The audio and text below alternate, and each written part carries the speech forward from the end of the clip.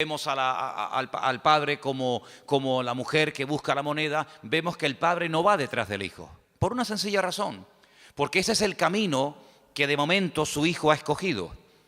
Y lo que vemos en esta parábola, hay muchas enseñanzas, pero una de las cosas fundamentales que vemos en esta parábola, la famosa parábola del hijo pródigo, es que el padre no va en contra de la voluntad del hijo, aunque la voluntad del hijo no es correcta. Es decir, el hijo sí tiene voluntad propia. El hijo decidió marcharse y cuando quiera las puertas estarán abiertas, pero es el hijo el que tiene que reflexionar, es el que tiene que pararse y decir: he cometido una equivocación, me he equivocado, no he hecho correctamente. Y dice entonces en Lucas capítulo 15, a partir del versículo 17, algo muy interesante, y voy a leerlo. Lucas 15, 17. Volviendo en sí, el hijo pródigo, el que se marchó, dijo: ¿cuántos jornaleros en la casa de mi padre tienen abundancia? Abundancia de pan, y yo aquí perezco de hambre. Me levantaré e iré a mi padre y le diré: Padre, he pecado contra el cielo y contra ti. Sigo, versículo 19. Ya no soy digno de ser llamado tu hijo, hazme como a uno de tus jornaleros. Levantándose vino a su padre, y cuando aún estaba lejos lo vio su padre y fue movido a misericordia. Y corrió y se echó sobre su cuello y le besó. Y el hijo le dijo: Padre, he pecado contra el cielo y contra ti, ya no soy digno de ser llamado tu hijo. Pero el padre le dijo a sus siervos, escuchen: sacad el mejor vestido y vestidle. Poned un anillo en su mano, calzado en sus pies, y traed el becerro gordo y matadlo, y comamos y hagamos fiesta. Porque este es mi hijo, muerto era y ha revivido, y se había perdido y es hallado, y comenzaron a regocijarse. El elemento, el punto fundamental para recibir toda bendición de parte del Señor es el arrepentimiento. Eso es lo que cambia todo, el arrepentirse. Parece fácil, ¿no? Parece algo muy sencillo. Pero a veces hay vidas que se les ha hablado, se les ha testificado, se les ha dicho de todas las formas habidas y por haber, pero no quieren arrepentirse. Y la palabra del Señor dice que el Señor es paciente y misericordioso con todos, esperando que todos, no unos cuantos, todos procedan al arrepentimiento. Dice que en los últimos tiempos algunos le dirán a los creyentes: hermano, pero el Señor tarda mucho en venir. Y la respuesta que tenemos que dar ante semejante pregunta es: no, el Señor no está tardando. Lo que pasa es que el Señor está esperando a que más gente procedan al arrepentimiento. Porque si viniera el Señor en estos momentos, muchas personas se perderían y se condenarían eternamente. Por lo tanto, el Señor está dando un margen, está dando oportunidad para que la gente medite, vuelva en sí y reflexione y recapacite y se dé cuenta de que el camino que han tomado no es el correcto. Como el hijo pródigo. ¿Cuánto tiempo estuvo el hijo pródigo fuera de la casa de su padre? No lo sabemos, es simplemente una anécdota, es una ilustración, un ejemplo. Pero lo que está bien claro es que hay un momento en la vida del hijo pródigo en el que las cosas ya no marchan como al principio. Hay un momento en la vida del hijo pródigo que dice: yo antes comía mejor que ahora, yo antes vivía mejor que en estos momentos. Yo antes tenía un nivel de vida que lo he perdido. Y lo he perdido por mi mala cabeza. Lo he perdido por mi rebeldía, por mi orgullo, por mi desobediencia. Y reconozco que me he equivocado. Gloria a Dios, gloria a Dios. Pero podía haber estado el resto de su vida reconociendo que se había equivocado, pero seguía ahí.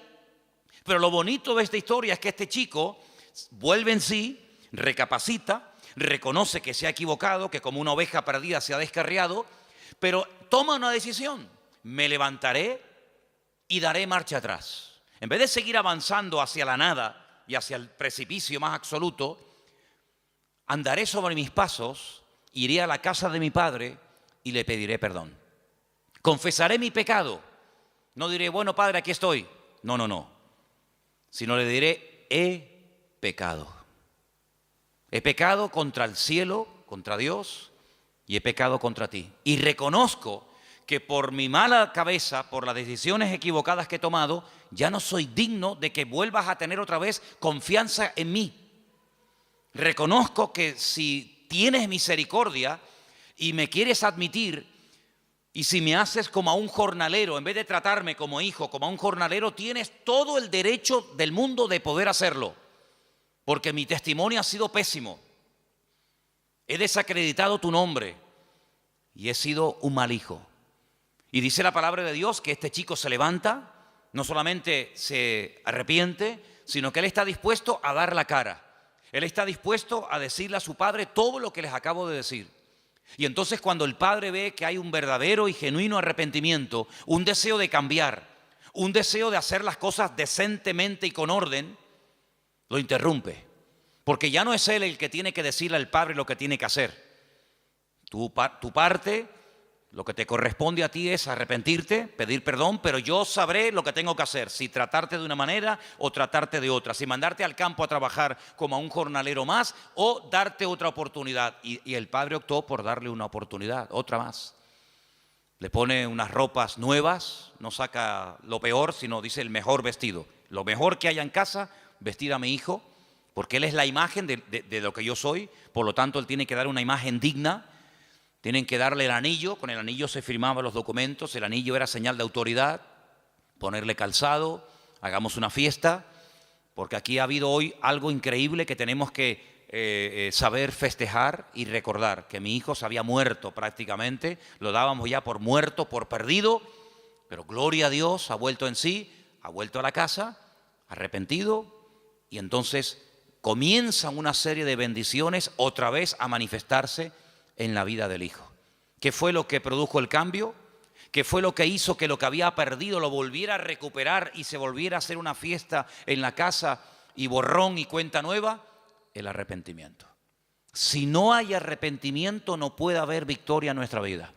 Si no hay arrepentimiento y apartarnos del pecado, no solamente un remordimiento de conciencia, no solamente decir estoy obrando mal, he hecho mal, me he equivocado, pero no hay cambio. No, el arrepentimiento, como bien saben ustedes y se ha dicho muchas veces desde este mismo púlpito, es cambio de dirección. Si no hay un cambio de dirección, si no hay un rechazo a la vida que he estado llevando, entonces no hay un genuino arrepentimiento. Hay un remordimiento. Te sientes mal porque sabes a la luz de la palabra de Dios que lo que estás haciendo o has hecho no está bien, pero sigues haciéndolo. El arrepentimiento genuino es el que lleva a la persona a reconocer su error, pero a querer rectificar, a cambiar de dirección y a empezar una vida completamente alejada del pecado que hasta ese momento lo ha estado dominando. Entonces vemos en el hijo pródigo que él vuelve en sí, recapacita, retorna a la casa del padre, pide perdón y automáticamente, gloria a Dios, una lluvia, una cascada de bendiciones comienza a ser derramada sobre la vida de este muchacho, porque vemos que el arrepentimiento es la clave para toda bendición de nuestra vida. ¿Cuántos dicen amén? Seguimos en Lucas, capítulo 19. Estamos en el 15, nos vamos al capítulo 19 y ahora encontramos una historia real, porque la historia del hijo pródigo es una parábola que puede o no ser real, pero la historia que vamos a analizar ahora es la historia de un publicano, del jefe de los publicanos. Un hombre con una buena posición social, un hombre con un buen puesto de trabajo, un hombre que ha tenido, entre comillas digo, la suerte de trabajar para el Imperio Romano recaudando impuestos, pero sabemos que los publicanos eran personas odiadas, eran personas que nadie quería juntarse con ellos porque los consideraban auténticos traidores. Trabajando, levantando impuestos para el enemigo, es increíble, de tus propios hermanos. Pero si tenían que recoger 20 denarios por día, por poner un ejemplo, ellos iban más allá y lo que recaudaban de más se lo metían en el bolsillo. Hacían un mal uso de la autoridad que habían recibido. Y hay un tal Zaqueo, capítulo 19 de Lucas, que es un hombre muy pequeño de estatura, se sube a lo alto de un árbol sicómoro, dice la Biblia, un árbol muy fácil de trepar, para ver cuándo el Señor pasa. Y para su sorpresa, versículo 5 dice, cuando Jesús llegó a aquel lugar, mirando hacia arriba, le vio y le dijo, Zaqueo, date prisa, desciende, porque hoy es necesario que pose yo en tu casa. La sorpresa de Zaqueo tuvo que ser mayúscula. La sorpresa de Zaqueo tuvo que ser inmensa. Es decir, no solamente se para, me dirige la palabra, sino encima me da el honor de poder llevarlo a mi casa. Bueno, a raíz de esto, dice la Biblia en el versículo 7, comenzaron las murmuraciones. La gente decía, ¿cómo es posible que ha entrado a la casa de un hombre pecador? Pero fíjate qué interesante, ya en la casa ocurre algo muy interesante. Versículo 8. Entonces Zaqueo, puesto en pie, dijo al Señor, he aquí, Señor, la mitad de mis bienes doy a los pobres. Y si en algo he defraudado a alguno, se lo devuelvo cuadruplicado. Ahora es cuando por primera vez vemos a Jesús abriendo la boca y diciendo algo. Hasta entonces sabemos que entró a la casa de un publicano que estaba sentado a la mesa seguramente con sus discípulos que estaban comiendo, pero si no hubiera sido por esta palabra de Zaqueo, probablemente el Señor hubiera entrado y salido de la casa de Zaqueo sin decir ni mu. Pero ahora se levanta el Señor y dice, hoy, versículo 9, hoy ha venido la salvación a esta casa, porque este también es hijo de Abraham, porque el Hijo del Hombre vino a buscar y a salvar, ¿qué? Lo que se había perdido. Dije el otro día que la palabra salvación se puede traducir por salvación, por sanidad o por liberación. Hoy esta casa ha sido liberada. Esta casa ha vivido bajo opresión. Esta casa no ha vivido bajo la bendición de Dios. Porque este hombre ha extorsionado, este hombre ha engañado, este hombre ha mentido, este hombre ha hecho un abuso excesivo de su autoridad. Pero este hombre está arrepentido. Y está arrepentido de verdad. Hasta el punto que dice, voy a devolver cuadruplicado todo lo que he robado a la gente. Claro, estamos hablando de un judío. El judío sabía perfectamente que según la ley, cuando alguien robaba algo a alguien, si se arrepentía, no solamente era suficiente con decir, oye, mira, perdóname que te robé el otro día la oveja y aquí no pasa nada. No, un momentito. Tú estás arrepentido, pues dame la oveja. Pero no solamente me tienes que dar la oveja, sino que según la ley de la Biblia, tenía que darle 4 más. Porque tú has hecho uso de mi oveja. Tú has tomado la leche, seguramente los cabritos te los has quedado. Tú has sacado un fruto, un beneficio de mi propiedad. Por lo tanto, si verdaderamente estás arrepentido, tienes que demostrarlo no solo diciéndolo, sino con las acciones. Porque una imagen vale más que 1000 palabras y porque por sus frutos los conoceréis. Entonces no es suficiente con que tú ahora te hagas el niño bueno y te levantes en medio de la comida para que todo el mundo te oiga y te digan, qué buen hombre, qué buena persona. Jesús, estoy arrepentido, soy un publicano, soy un sinvergüenza, soy un extorsionador, pero bueno, Señor lo sabe todo, gracias por venir a mi casa. No. Voy a estar dispuesto a sacrificarme, a desprenderme de lo que a mí me ha dominado durante tanto tiempo, que es el amor al dinero.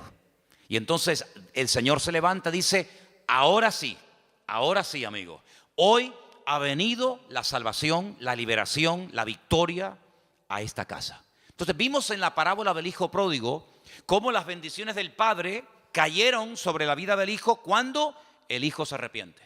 Vemos que la bendición cae sobre la vida de Zaqueo y sobre su hogar cuando Zaqueo se levanta y pide perdón y dice y admite que ha defraudado, que ha robado, pero está dispuesto a devolver cuadruplicado lo que ha robado.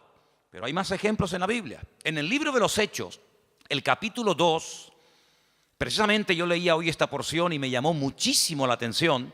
Hechos capítulo 2, a partir del verso 36, cuando es derramado de una forma sobrenatural el Espíritu de Dios sobre aquellos que estaban en aquel lugar, muchas personas se rodean la casa y Pedro se pone en pie y dice, amigos, hermanos, que nos habéis escuchado hace unos instantes hablar en diferentes idiomas y los habéis entendido porque ustedes saben perfectamente lo que hemos dicho, aunque nosotros no tenemos ni idea de lo que hemos dicho, porque hemos hablado en otras lenguas, según el Espíritu nos da que hablase.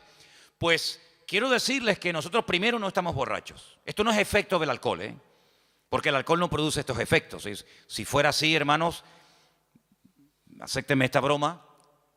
Pues si yo quisiera hablar hebreo, me emborracho y fíjate tú, hablo hebreo perfectamente, y mañana quiero hablar griego y me tomo 5 cervezas y hablo griego, y pasado quiero hablar con un alemán y me tomo una botella de whisky y hablo alemán. No, es que el alcohol no produce estos efectos. Todo lo contrario. Hasta el idioma que habla lo vas a hablar torpe y lo vas a hablar mal. Así que esto no es efecto del alcohol. Lo que aquí ha ocurrido, que ustedes acaban de oír y ver, esto es el cumplimiento de una palabra que estaba escrita nada más y nada menos que por Joel, por el profeta Joel, que dijo que en los postreros días el Señor derramaría de su Espíritu Santo sobre las personas. Y él da una explicación y da un mensaje extraordinario que te animo a que lo leas. Pero cuando llegamos al versículo 36 de este extraordinario mensaje, dice el apóstol Pedro, Hechos 2:36, sepa pues ciertísimamente toda la casa de Israel, que a este Jesús, a quien vosotros crucificasteis, Dios le ha hecho Señor y Cristo. Le ha hecho la máxima autoridad y lo ha nombrado como el Mesías. Este al que ustedes mataron, este al que ustedes rechazaron y crucificaron. Esa fue la reacción de los hombres, pero la reacción de Dios es que Dios lo ha levantado y lo ha hecho Señor y lo ha hecho Cristo. Y dice en el versículo 37, al oír esto, es muy fuerte, se compungieron de corazón y le dijeron a Pedro y a los otros apóstoles, varones hermanos, ¿qué haremos? Hemos metido la pata, nos hemos equivocado, hemos matado al Mesías, hemos matado al enviado de Dios. ¿Hay remedio? Bueno, yo dije hace poco en un mensaje que el diablo es un experto en cerrarte puertas y en oprimirte y en agobiarte y en pintarte un panorama catastrófico donde no ves salidas, ni puertas, ni ventanas, ni respuestas, ni nada. Pero nuestro Dios es un experto, aleluya, en mostrarnos la realidad, pero en darnos respuestas, en darnos salidas y en darnos soluciones. Cuando ellos dicen, bueno, ¿y ahora qué hacemos? Pues el apóstol Pedro dice algo increíble, versículo 38, arrepentíos y convertíos. Dice el versículo 38, cada uno de vosotros en el nombre de Jesucristo para el perdón de vuestros pecados y recibiréis el don, el regalo, la dádiva del Espíritu Santo como nosotros. Y después les habla de la promesa. Dice, mira, esta promesa que dio Joel, que se ha cumplido hoy, no solamente es para nosotros, sino es para ustedes también y para cuantos el Señor nuestro Dios llamare. Y entonces dice que ese día se arrepintieron, se convirtieron, cambiaron de vida, se bautizan y automáticamente entran a formar parte de la iglesia, del cuerpo de Cristo, de la iglesia del Señor. Es decir, estamos viendo ejemplos de cómo las bendiciones del Padre se derraman sobre el Hijo pródigo cuando éste se arrepiente. Estamos viendo cómo la bendición llegó al hogar de Zaqueo cuando éste se arrepiente y está dispuesto a cambiar. Y estamos viendo ahora una enorme multitud de personas dolidas, compungidas, digamos, diciendo, madre mía, la que hemos liado, ¿ahora qué hacemos? Pero el apóstol Pedro le dice, arrepiéntanse, cambien, conviértanse. Y automáticamente la bendición de Dios también será vuestra y caerá sobre vuestras vidas y sobre vuestras cabezas. Entonces estamos viendo cómo para recibir las bendiciones, para vivir en paz, para tener libertad, para tener gozo y para que el Señor esté a nuestro lado, tiene que haber previamente un reconocimiento de nuestra culpa, de nuestro pecado, confesarla pidiendo perdón delante del Señor y cambiar automáticamente. De lo contrario, la palabra que oímos, si nos toca, nos convence, nos redarguye de pecado y no cambiamos, al final la palabra, en vez de convertirse en una herramienta de bendición, se va a convertir en una herramienta de condenación.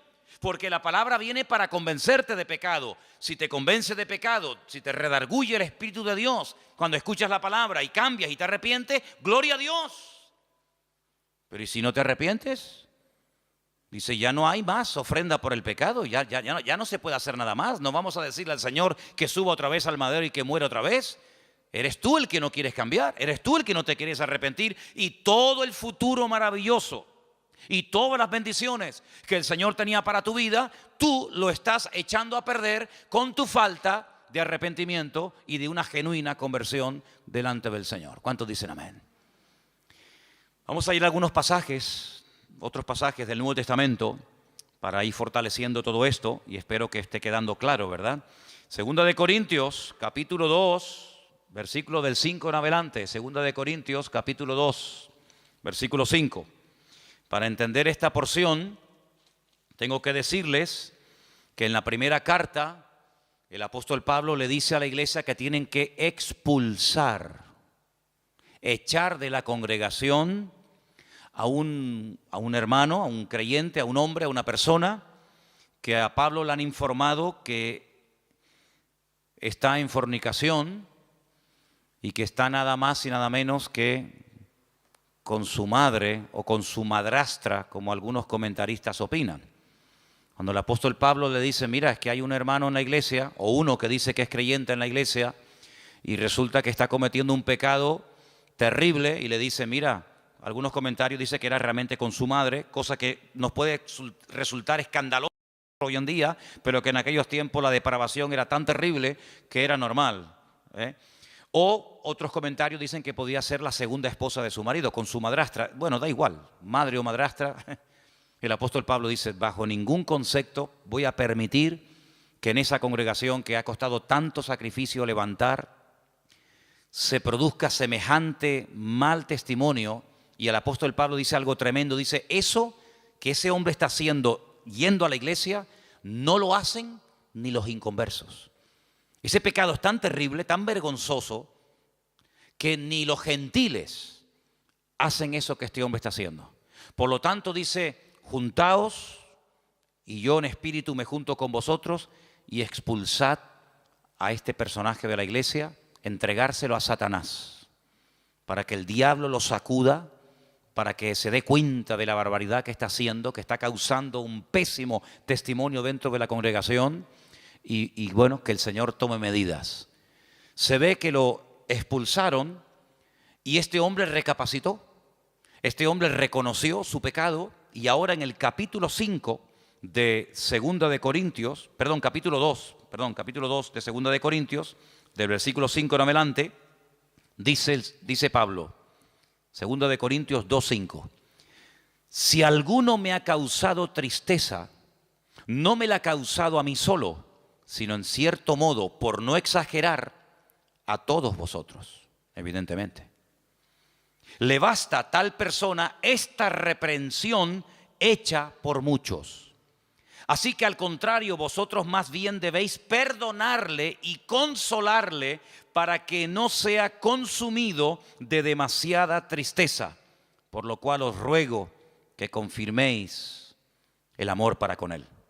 Porque también para este fin os escribí, para tener la prueba de si vosotros sois obedientes en todo. Al que vosotros perdonáis, yo también. Porque también yo lo he perdonado. Si en algo he perdonado, por vosotros lo he hecho en presencia de Cristo. Para que Satanás no gane ventaja alguna sobre nosotros, pues no ignoramos sus maquinaciones. Si lo que él dice que se haga en Primera de Corintios, que es expulsar a este hombre de la congregación, en la segunda carta que le escribe a la iglesia de Corinto dice, ahora este hombre ha pedido perdón, este hombre ha reconocido su pecado y ahora lo que tenemos que hacer es perdonarlo, consolarlo, volver a admitirlo en el seno de la iglesia y si ustedes lo admiten, yo también. Si ustedes lo perdonan, yo también lo perdono. Y hacerlo pronto, para que no le consuma la tristeza. Cuando una persona es reprendida, exhortada, puesta temporalmente en disciplina, esa disciplina tiene que surtir un efecto. Tiene que haber un cambio en esa persona. La disciplina no es punitiva, es decir, la disciplina no es para machacarte como la justicia del mundo. Cometes un delito y te meto en la cárcel. Me da igual si estás casado, si lloras, si coges una depresión, si comes bien, si comes mal, si tienes frío, si tienes hambre. A la justicia le da exactamente igual. El que la hace, la paga. Pum, al talego, fuera, se acabó. Sin embargo, la justicia de Dios no es punitiva, es con el objetivo, se aplica con el objetivo de restaurar.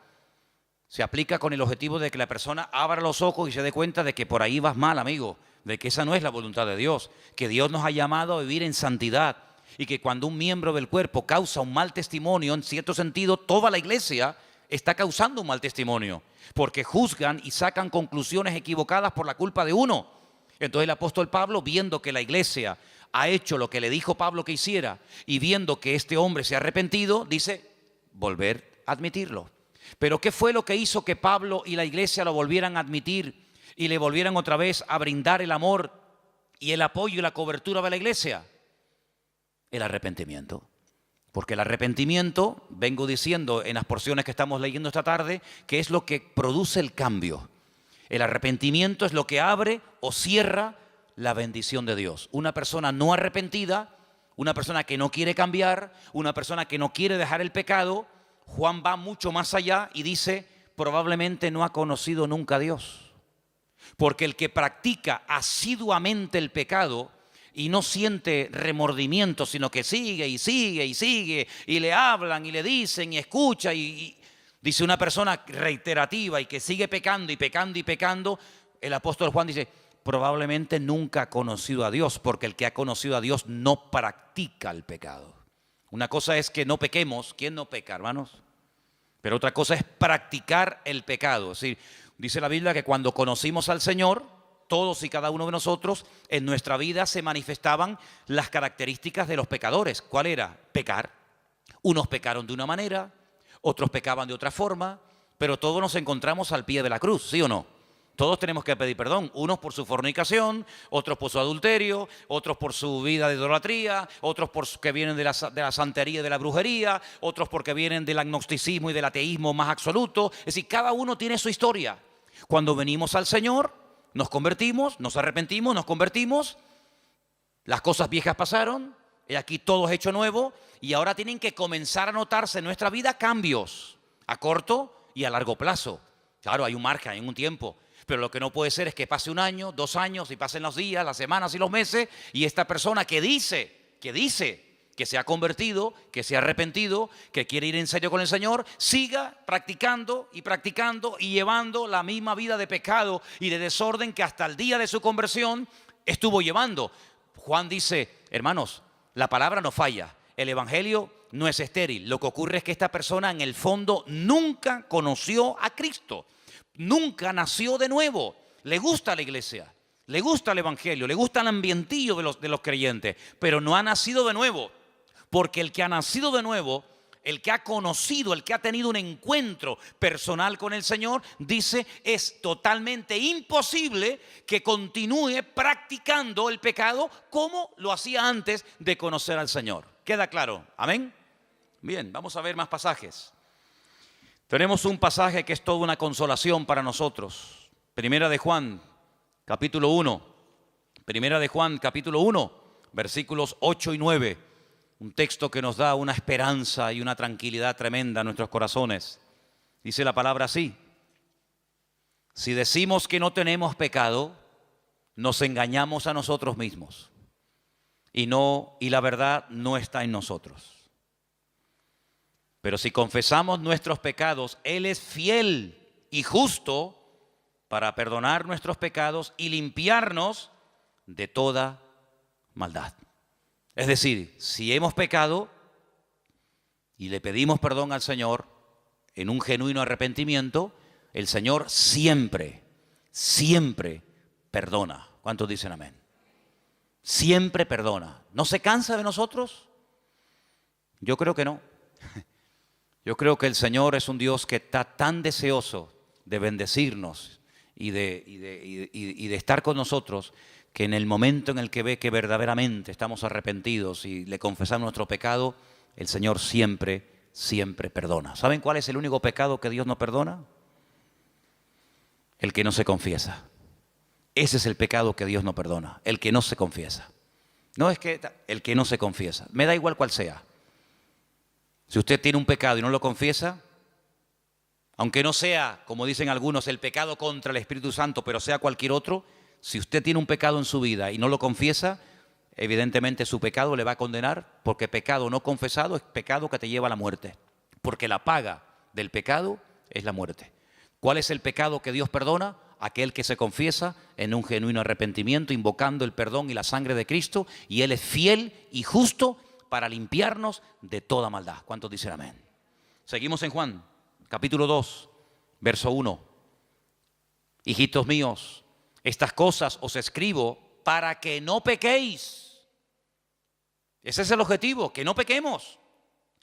Pero si alguno hubiere pecado, abogado tenemos para con el Padre. ¿A quién? A Jesucristo. Esa palabra abogado es la misma palabra que aparece en Juan cuando dice consolador, paracleto.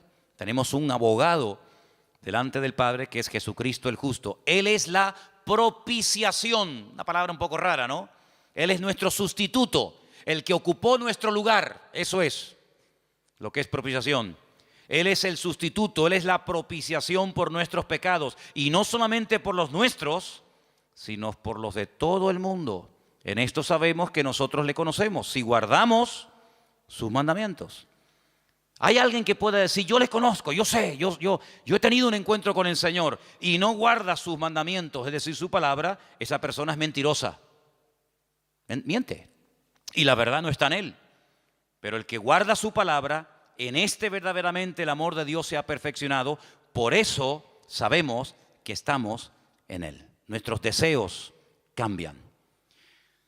Estaba leyendo estos días y a lo mejor, no sé, a lo mejor probablemente el domingo comparta algo de esto. Hay un versículo en el libro de Ezequiel, capítulo 36, donde en el mismo versículo lo que me llamó la atención cuando lo leía es que aparecen como 3 tipos de corazones. La palabra corazón en el mismo versículo aparece 3 veces.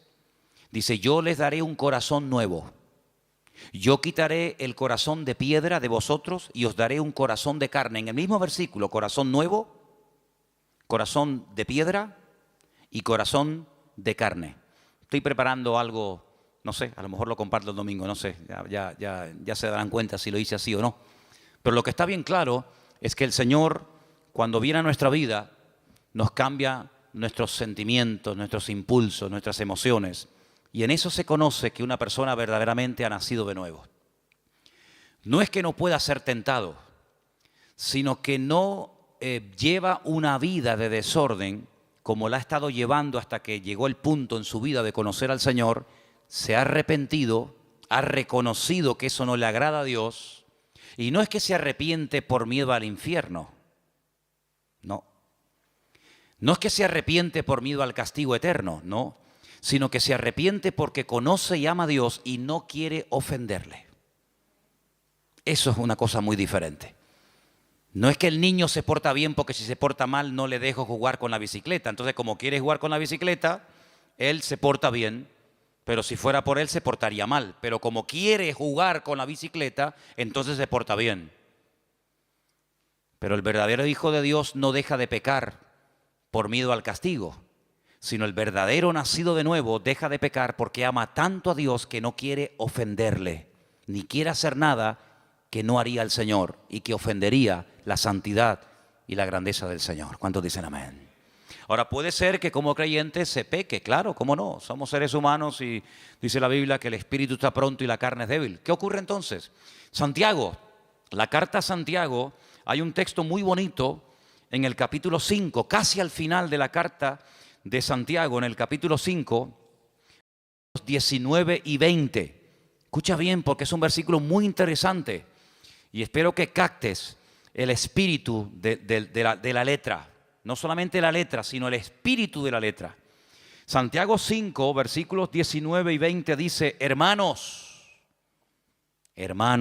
no llamamos hermano a todo el mundo. Usted va por la calle y cuando entra, por ejemplo, a una cafetería a tomar un cortado, dice, buenos días, hermanos, Señor les bendiga a todos. Los de la barra te miran así diciendo, ¿de dónde ha salido este? No entras a la universidad por la mañana y dice, buenos días, hermanos, ¿qué tal? Señor les bendiga, hermanos. La gente dice, yo no soy tu hermano. ¿A quién le llamamos hermanos? Aquí, a nosotros. ¿Qué tal, hermano? ¿Cómo estás? Hola, hermanita. A mí me viene de maravilla eso de hermano y hermana. Cuando me quedo trabado y no me sale el nombre, digo, hola, hermana, ¿qué tal? Y quedo bien, encima quedo hasta educado, ¿no? Así que cuando Santiago dice hermanos, ¿a quién le está hablando? ¿A los inconversos? No, le está hablando a los hermanos. Y hermano en Cristo nuestro es todo aquel que tiene a Cristo en su corazón como tú y yo lo tenemos, ¿sí o no? Eso está claro, ¿no? Muy bien, sigo entonces. Hermanos, si alguno de entre vosotros se ha extraviado de la verdad y le hace volver, sepa que el que haga volver al hermano, nadie dice nada. Corríjame porque leí mal a propósito y nadie me dijo nada. Yo sé que ustedes me quieren mucho, pero no me permitan que lea mal la Biblia. El versículo no dice, sepa que el que haga volver al hermano, no dice eso, hermano. Dice, el que haga volver al pecador del error de su camino, salvará de muerte un alma y cubrirá multitud de pecados. Es decir, que existe la posibilidad de que después de haber conocido al Señor, de formar parte del cuerpo de Cristo, de ser hermanos y hermanas, pequemos y nos desviemos de la verdad, ¿sí o no? Entonces, ¿qué hacemos? Bueno, pues entonces lo que hay que hacer es volver al camino. ¿Y cómo se vuelve al camino? Arrepintiéndose. Señor, he pecado contra el cielo, he pecado contra tu palabra, te pido perdón, lo siento, Señor. No quiero volver a cometer este pecado. ¿Y el Señor qué hace? Perdona y olvida. ¿Por qué? Porque es fiel y justo para perdonar todo pecado que verdaderamente le pedimos perdón en genuino arrepentimiento delante del Señor. Entonces, el denominador común, el hilo conductor de lo que estoy hablando en esta noche, todo se ciñe a una sola palabra: arrepentimiento, arrepentimiento, arrepentimiento. Pero cuidado, hay creyentes que piensan que el tema del arrepentimiento es para los de la calle, para, como decimos a veces hasta despectivamente, ¿no? Que Dios nos perdone, para los del mundo, que se arrepientan de esa idolatría, que se arrepientan de sus pecados. Sí, no, está claro que se tienen que arrepentir, los pecadores se tienen que arrepentir, pero hermano, los cristianos también tenemos que vivir una vida de arrepentimiento cada día. O nosotros ya no pecamos. El que no practiquemos un pecado no significa que de vez en cuando no cometamos algún pecado. Porque dice la Biblia que el que no peca es varón perfecto, capaz de refrenar todo su cuerpo. Podemos pecar de muchas formas, tal vez no tan brutales, tal vez no tan exageradas como cuando no le conocíamos a Él, pero en definitiva se puede pecar. Pero gloria a Dios, que Dios es fiel y justo para perdonar siempre, siempre, cuando hay un genuino arrepentimiento en nuestras vidas y en nuestros corazones. ¿Cuántos dicen amén? Qué alivio, ¿no? Gloria a Dios. Bueno, tengo un versículo más. Vamos a Job, libro de Job, y con este texto terminamos. Libro de Job, capítulo 11. Y son versículos que a usted le van a resultar muy, pero que muy, muy conocidos, porque la mayoría se lo saben todos ustedes de memoria. ¿Sí o no? ¿Se lo saben de memoria? Dice Job capítulo 11, versículo 13. ¿Lo leemos juntos? Me gustaría que lo leyéramos juntos. Job 11, del 13 en adelante. Cuando lo tengan, dígame, ya lo tengo. Lo tienes, ¿no? Dice, si tú dispusieres tu corazón y extendieres a él tus manos, si alguna iniquidad hubiere en tu mano y la echares de ti, y no consintieres que more en tu casa la injusticia, entonces levantarás tu rostro limpio de mancha, serás fuerte, nada temerás, olvidarás tu miseria o te acordarás de ella como aguas que pasaron. La vida te será más clara que el mediodía, aunque oscureciere será como la mañana. Tendrás confianza porque hay esperanza. Mirarás alrededor y estarás seguro. Te acostarás y no habrá quien te espante, y muchos suplicarán tu favor. pero los ojos de los malos se consumirán, no tendrán refugio y su esperanza será dar su último suspiro. ¡Qué maravilla de bendiciones! Dormir en paz, estar tranquilos, aunque sea de noche, será como la mañana. Es una vida victoriosa, segura, bendecida, prosperada. Todo eso está hermoso. Y si yo pregunto a cualquiera, ¿cuántos quieren tener esa vida? Que todo te vaya bien, que tengas bendición, que duermas seguro, que las puertas se abran, que no tengas temor de nada ni de nadie. Hermanos, cualquiera, en cualquier iglesia a la que usted vaya, en cualquier denominación, todo el mundo diría, yo hermano, yo quiero esa vida. Muy bien, gloria a Dios. Primer punto a favor. Pero el requisito lo hemos leído en los primeros versículos. Disponer el corazón. Extender las manos. ¿Qué es extender las manos? Este gesto que hacemos, ¿qué es? Me rindo. Cuando alguien te atraca, ¿qué dices? Levante las manos, arriba las manos. Me rindo. Es así. ¿A quién te rinde? A el Señor. Me rindo, Señor. Dame con un garrote. Me rindo. Tienes que rendirte. Segundo, si alguna iniquidad, si algún pecado hubiere en tu mano, bajo tu control, que tú dominas, la mano es sinónimo de control, de autoridad, pues si la echas de ti y no permites que more en tu casa la injusticia, entonces todo lo bonito que nos gusta tener vendrá, como dice el Señor, por añadidura. Pero el requisito, ¿cuál es? Arrepentimiento. Arrepentimiento. Entonces, sin arrepentimiento no puede haber bendición. Sin arrepentimiento no puede haber paz 100% en nuestros corazones. Siempre estaremos intranquilos por algo o por alguien. Si no hay arrepentimiento, si no hay un reconocimiento de que somos, como decía Abraham, fíjate quién dice esto, polvo y ceniza, polvo y ceniza. Si no decimos como el apóstol Pablo, miserable de mí, ¿quién me librará de este cuerpo de muerte? Que a veces me encuentro con una ley en mis miembros y una ley opuesta a mis miembros, la ley de la mente, la ley del espíritu, hago lo que no quiero, lo que quiero no hago, miserable de mí. Si no tenemos el espíritu de Isaías que decía, ay de mí, que siempre hombre inmundo de labios han visto mis ojos al Rey de Gloria. Si no tenemos esa actitud de temor, porque eso se llama temor a Dios. Si perdemos ese temor, entonces ¿qué somos? ¿Qué somos entonces? Cuando dice la Biblia que el principio, no el final, no es una meta, bueno, a ver si la alcanzamos, hermanito. No, el principio, el Bereshit, el principio de la sabiduría, ¿qué es? El temor a Dios. Y otro versículo también muy parecido en Proverbios dice que el principio de la sabiduría es aborrecer el mal.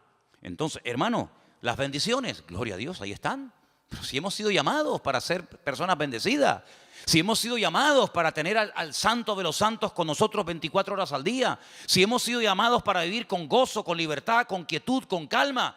Dice, en el mundo tendréis aflicción, pero confiad, yo he vencido al mundo.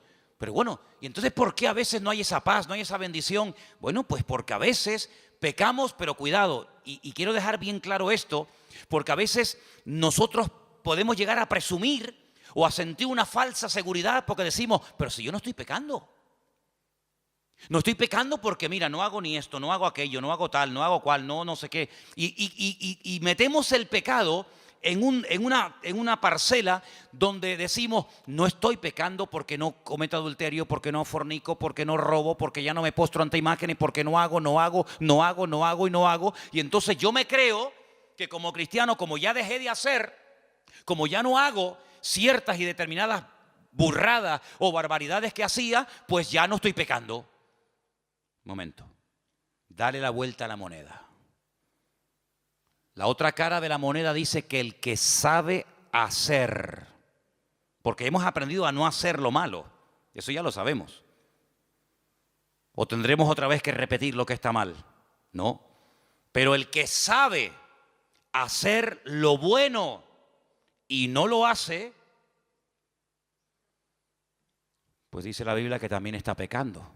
Es decir, una cosa es pecar por acción, que ya no es nuestro caso, pero en nuestro caso es muy peligroso el estar pecando por omisión. Saber que tengo que hacer algo y no lo estoy haciendo. Puedo decir, Señor, Mira, yo no estoy adorando imágenes. Me faltaría más que a estas alturas todavía estemos con este rollo. Pero es que de eso no tienes que presumir. Porque tú sabes, porque mi espíritu mora en ti, que la idolatría, la brujería, la hechicería, etcétera, todo eso es pecado. Pero mi pregunta es, ¿tu vida en qué se ha convertido? ¿En una vida de estancamiento, en una vida de no peco, no hago nada, vivo como en una burbuja herméticamente?